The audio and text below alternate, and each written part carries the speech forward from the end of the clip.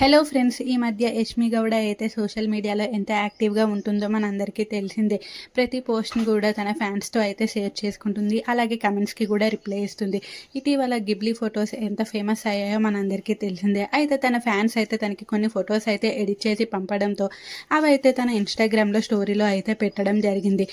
వాళ్ళ నాన్నతో ఉన్న ఒక పిక్, అలాగే ప్రేరణతో ఉన్నది, అలాగే నిఖిల్ పృథ్వీలతో కలిసి ఉన్న పిక్ కూడా స్టోరీలో అయితే పెట్టింది. అలాగే మొన్న స్టార్ మా పరివారంలో కూడా హోలీ రోజు నిఖిల్ తన ఫ్రెండే అంటూ హోలీ కూడా పూసింది.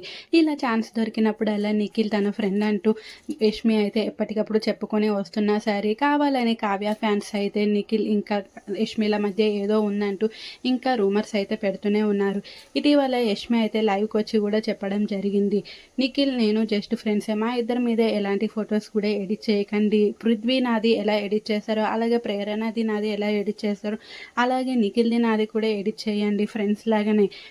అలాంటివి ఏవి వద్దా అని డైరెక్ట్గా కూడా చెప్పేసింది లైవ్లో. కానీ అయినా సరే యష్మి మీద కొందరికి అయితే కోపమే ఉంది.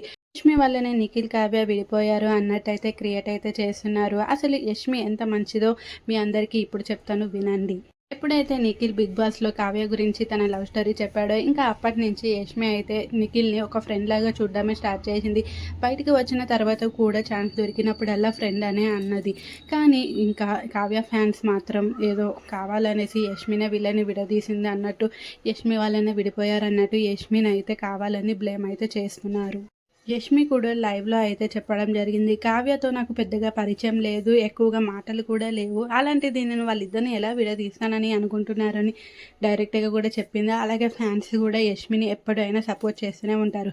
అందుకే ఇంకా ఈ గిబ్లీ ఫోటోను కూడా పెట్టి మరొకసారి అయితే మా ఇద్దరి మధ్య ఏం లేదు, మేము జస్ట్ ఫ్రెండ్స్ అంటూ క్లారిటీ అయితే ఇచ్చేసింది. ఇంకా ఇప్పటికీ కూడా వీళ్ళిద్దరి మధ్య ఏదో ఉంది అనుకుంటే అది ఇంకా మీకే వదిలేస్తున్నా అన్నట్టు వీళ్ళ ఫ్యాన్స్ అయితే అంటున్నారు. మరి మీ అభిప్రాయం ఏంటో